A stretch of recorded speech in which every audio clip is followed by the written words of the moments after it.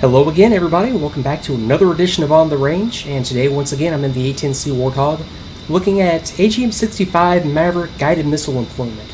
And today I'm going to cover some techniques you can use to help achieve a lock with the missile, and go over especially some of the problems that I know I always seem to run into, and maybe you do too, when it comes to achieving lock with the missile.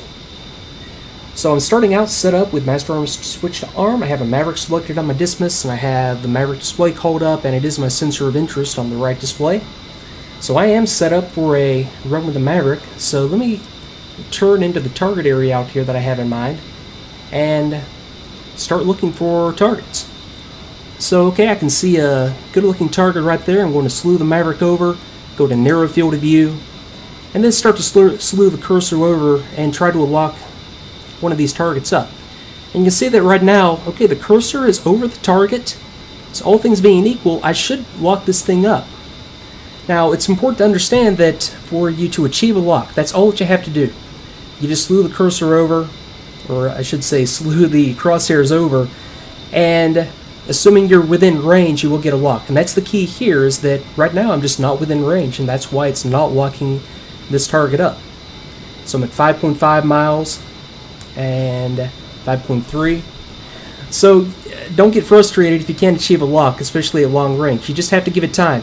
So I'm at 4.7 miles, 4.6, 4.5 miles, and there we go. I have the lock. I have my tracking gate collapsed. I have my flashing pointing cross, and all I need to do now is fire the missile, and that target will be taken out, assuming the Maverick does its job. So I mean, that's I guess one of the first sources of frustration you may have if you're just unable to achieve a lock. All that you need to do is slew the crosshairs over, get the crosshairs over a target, and if you're within range, it will lock the target. That's all there is to it, I promise. Now, one other thing when it comes to that might confuse you is there is a command, TMS forward short, that it says in the key commands and it says in the manual that commands the Maverick to lock on.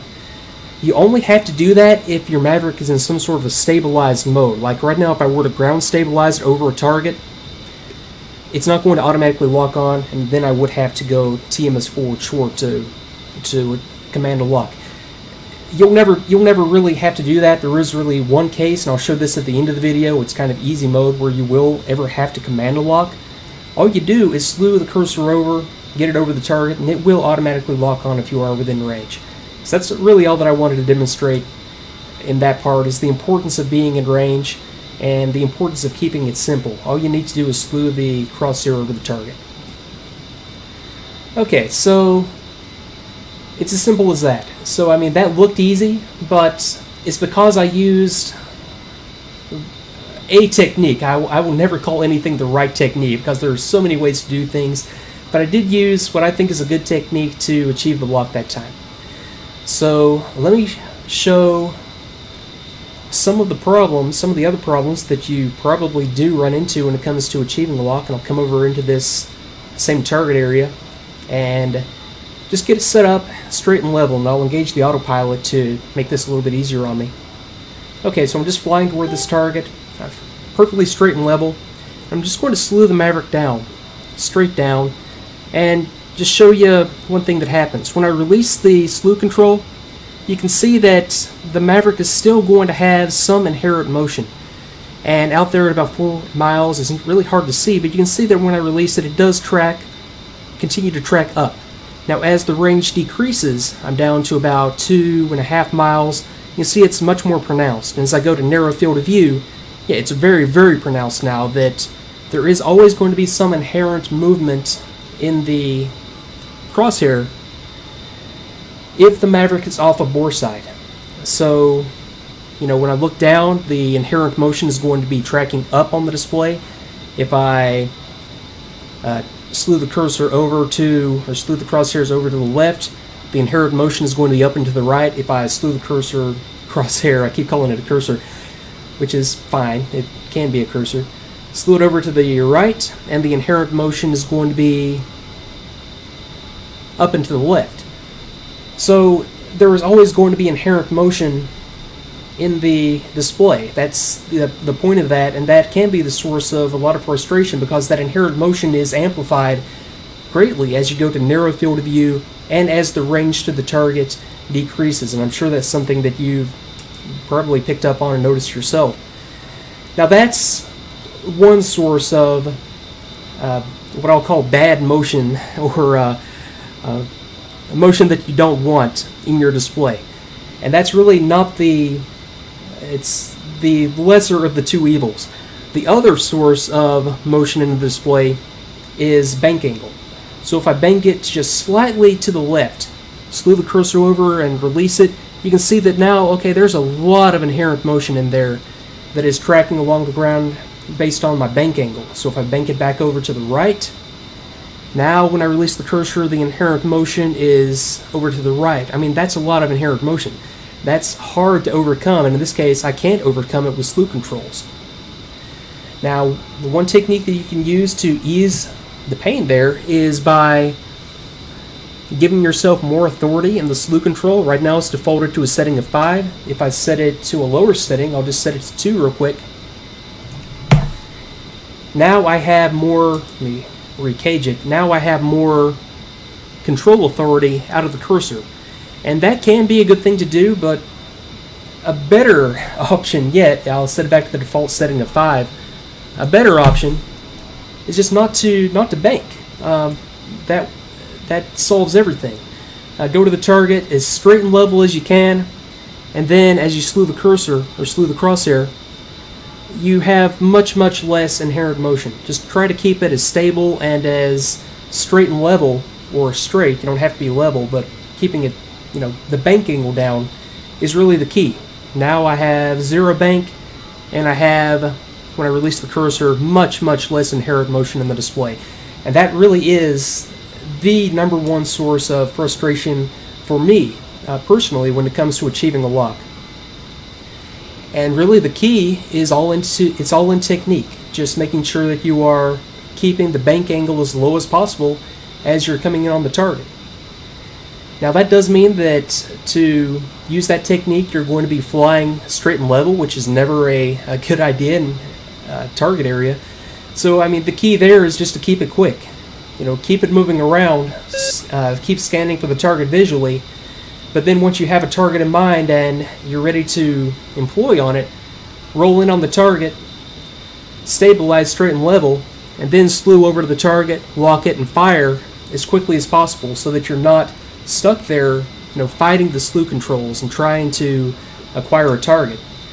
Roll in, place the reticle in the HUD as close as you can to the target, get back to straight and level, come down, slew over, lock, fire, in and out in less than, try to make it at least less than 10 seconds, as quick as possible, so that you're not fighting the controls and that you're not excessively, any more than you have to, flying straight and level. So just to demonstrate one more time that entire kind of sequence right there, I'll fly straight and level at this target area, I will slew the cursor down, and you can see that inherent motion due to I have a little bit of a left bank. So I'm just going to try to keep this as straight and level as I can, and you can see that it gets harder and harder as the range comes down to keep it going. You just have to use it to your advantage. Keep it as straight and level as you can, and just keep going until you can get a lock. 4.5, I should be locking this one up now. Slew one more time and got it. So that's what I call that's really the hard way to do it. That's using just the basic Maverick controls, just using the slew control, the display, and the reticule on the HUD. Now, let me show one more technique that is along those same lines, but I'm going to use a feature of the aircraft to my advantage this time. And now by default, and this is a feature that's actually built into the Maverick, by default when I slew the cursor and release, it space stabilizes out at an arbitrary point. Well, not an arbitrary point, it space stabilizes at a point at a certain angle at a certain distance, but it doesn't really lock in on any kind of a specific point on the ground. But what the A-10's avionics gives them the capability to do is to slew the Maverick over and go TMS down short and have it ground stabilize over a specific point on the ground. And having that ability in the A-10C model, due to the better avionics that we get, really simplifies matters when it comes to having to maintain that straight and level flight. Now I'll turn around real quick and demonstrate this technique. Coming back around to the target area, so the basic technique is really always going to be the same. I mean, there are many ways to do this, but after trial and errors, and especially after a lot of trial and error, getting to the point that I am now, and especially putting this video together, this really is your best bet when it comes to doing this easily. Okay, so I come over to the target area, start to slew it around, but instead of just slewing, I'm going to slew, ground stabilize, slew, ground stabilize, and kind of walk the crosshairs up to the target. Slew, ground stabilize, slew, ground stabilize, slew, and now I have a lock. So that I just kind of incrementally walk the cursor or crosshair over, and if I see it going the wrong way, I just ground stabilize, recollect my thoughts, and slew it again until I slew it onto the target and walk it up. So that's just using the ground stabilize feature that the A-10C gives you to simplify. It's still not easy. It's a lot of hand-eye coordination, and it's a lot of slewing it around. There's really no substitute for just straight and level aiming right down bore sight, but that can, if you're off bore sight and really can't get it straight and level for whatever reason, slewing, ground stabilize, slew, ground stabilize until you slew it onto the target and it achieves a lock can be a very good technique to use. Okay, so I still have two targets out there in the distance, and those two techniques are really what I call, it's kind of hard mode in the aircraft. That kind of harkens back to the early 90s way of doing things, where you're just using the Maverick on its own to do things, which actually is a lot of fun. I love using the system, kind of put myself in the position of, okay, I'm in an older style A-10, now I just need to use the systems as they were used way back when. But what I have the ability to do in the A-10C is to use the targeting pod to greatly simplify that process. Because the targeting pod, with the Maverick, you can see that keeping it stable along the bore sight, and the problem that you run into with the Maverick not really being ground stabilized easily, that really complicated things there. But what I'm going to do now is use the ability that the targeting pod gives to make this extremely easy. So let me just slew this on over to the steer pointer real quick. Okay, so now I'm going to acquire the target in my targeting pod. And you'll see that that's going to make the problem a lot easier. So let me go to narrow field of view. Let me make my targeting pod sensor of interest and go to narrow field of view. And really get down close onto one of these targets. I don't have to track it. I don't have to do anything other than get it into the crosshair, make my targeting pod sensor point of interest by going TMS forward long. Now I can go to my Maverick.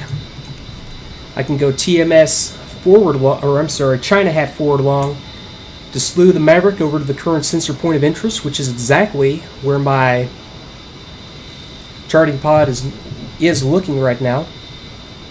I'll select an AGM-65D this time and come around into the target area, and you'll see that this is a lot easier because now I don't have to look for the target. The Maverick is already stabilized out there on the target that the targeting pod was looking at, so I just go to narrow field of view, and now all I have to really do is wait until I'm in range.